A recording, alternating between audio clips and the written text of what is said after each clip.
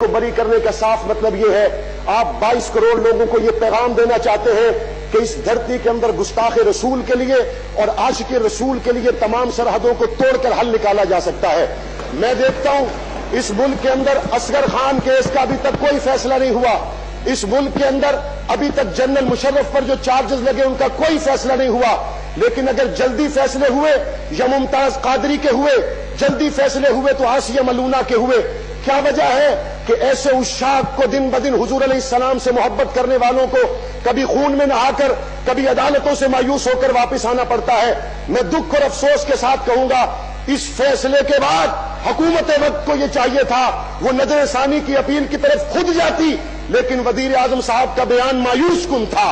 وزیر اعظم صاحب نے جلدی پر تیل کا کام کیا، اس میں کوئی شک نہیں۔ نواز شریف ہو، آصف زرداری ہو، معاویہ اعظم طارق ہو، سردار عثمان ہو یا ہزاروں عمران خان ہو، رحمت للعالمین کے جوتوں پہ قربان ہے۔ جب یہ بات طے ہے کہ نبی صلی اللہ علیہ وسلم کی عزت و عظمت سے بڑھ کر کوئی نہیں ہے، جب یہ بات طے ہے کہ پاک پیغمبر کی ناموس سے بڑھ کر اس کائنات کا کوئی مسئلہ نہیں ہے، جہاں پر نعت پڑھی گئی میرے نبی کی، جہاں پر تلاوت کی گئی قرآن مجید کی جو میرے نبی پہ اترا، لیکن جب پاک پیغمبر کی عزت کے لیے بات عدالت کا دروازہ کھٹکھٹایا گیا تو سوائے مایوسی کے کوئی چیز ہاتھ میں نہیں آئی۔ میں افسوس سے کہوں گا ہم قرآن والی امت تو پچھلے دور حکومت میں اور آج کے دور حکومت میں آسیہ کو لانے میں ناکام ہوئے، لیکن وہ یورپ کے رکھوالے آسیہ کو لے کے چلے گئے۔ کہاں چلی گئی مسلم امت؟ کہاں چلی گئی ہماری غیرت؟ شام میں مظلوم بہنوں کے لیے تو کوئی طیارہ نہیں آیا، عراق میں مظلوم بہنوں کے لیے تو کوئی طیارہ نہیں آیا، آسیہ کے لیے تو پی آئی اے کا اور پچھلے دور حکومت میں وزیر اعظم کا کوئی جہاز نہیں گیا، اور آج یورپ کے دلدادہ، انسانی حقوق کے نمبردار 22 کروڑ مسلمانوں کے جذبات سے کھیل کر اس ملعونہ کو واپس لے جا کے یہ بتانا چاہتے ہیں لا الہ الا اللہ کے نام پر بننے والے ملک کے اندر بھی محمد کی عزت کے قانون پہ کوئی سمجھوتا نہیں ہے۔ میں افسوس کروں گا، میں یہ اپوزیشن یا حکومت کے لیے نہیں کر رہا، یہ میں اپنی شفاعت کے لیے کر رہا ہوں۔ خدا کی قسم، جب میں آج کے حالات دیکھتا ہوں میرا دل پھٹتا ہے، میں رحمت للعالمین نبی کے سامنے قیامت میں کیسے پیش ہوں گا؟ میں رحمت للعالمین نبی کے سامنے کس منہ سے پیش ہوں گا جہاں پر تمام ان لوگوں کے حقوق تو ملے؟ میں افسوس سے کہوں گا جنہوں نے فیصل آباد بند کیا، کراچی بند کیا، پورا پاکستان بند کیا جمہوریت کے لیے، ان کو تو تانے دیے گئے۔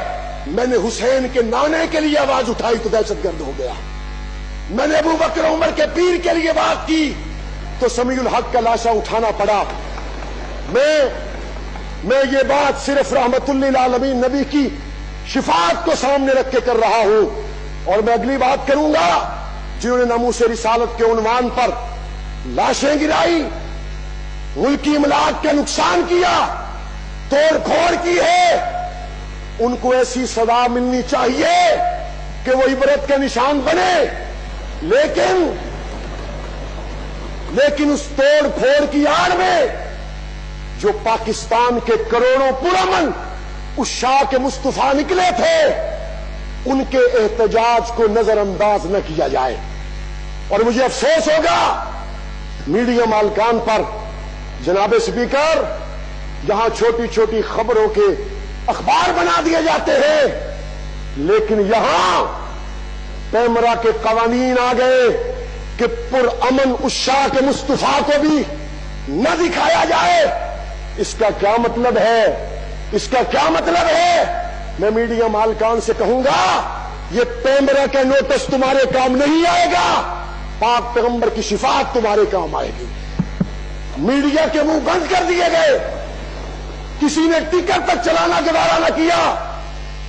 رحمت للعالمین کے عنوان پر بھی اگر آج قوم اس اضطراب میں مبتلا ہے تو مجھے ڈر ہے وہ وقت نہ آ جائے جب لوگوں کا ہمارے ملک کی عدالتوں سے مکمل طور پر اعتماد اٹھ جائے۔ میں اس حوالے سے ایک الگ الگ قرارداد لانا چاہتا تھا، لیکن میرے پاس الفاظ ختم ہو گئے۔ میں کون سی قرارداد لاؤں؟ میں کس دروازے پہ جا کے دستک دوں؟ میں نبی کی عزت کی بات کروں تو کہاں جا کر کروں؟ لیکن میں امید کروں گا کہ سپریم کورٹ نے 56 صفحات پر مشتمل جو فیصلہ لکھا ہے، کیا ذیلی عدالتوں کو وہ حقائق نظر نہیں آئے جو سپریم کورٹ کو نظر آئے؟ ذیلی عدالتوں نے سزائے موت کو باقی رکھا، بالائی عدالتوں نے ختم کر دیا۔ اس کا کیا مطلب ہے؟ ناموس رسالت حساس عنوان ہے، اگر ذیلی عدالت کے لوگوں نے حقائق کو نظر انداز کر کے اسے حضور کا گستاخ ڈکلیئر کیا تو اس کا مطلب یہ ہے جناب اسپیکر، نیچے والے وہ تمام ججز کے دل میں ایمان نہیں، چونکہ کسی کو گستاخ رسول کہنا بھی ٹھیک نہیں، اور جو ہو تو اس کو بچانا بھی ٹھیک نہیں ہے۔ یا وہ ٹھیک تھا یا یہ ٹھیک ہے، آئے حکمران اور میڈیا پر اس بات کو واضح کرے کہ یہ تمام تر سازشیں کہاں سے ہو رہی ہیں۔ اور مولانا سمیع الحق کے قتل کے پیچھے جہاں افغانستان میں جنرل رزاق کا قتل ہوا، ہمارے پاکستان میں وہ بے ایمان موجود ہیں جنہوں نے پاکستان کے اس دشمن کا جنازہ بلوچستان میں پڑھا۔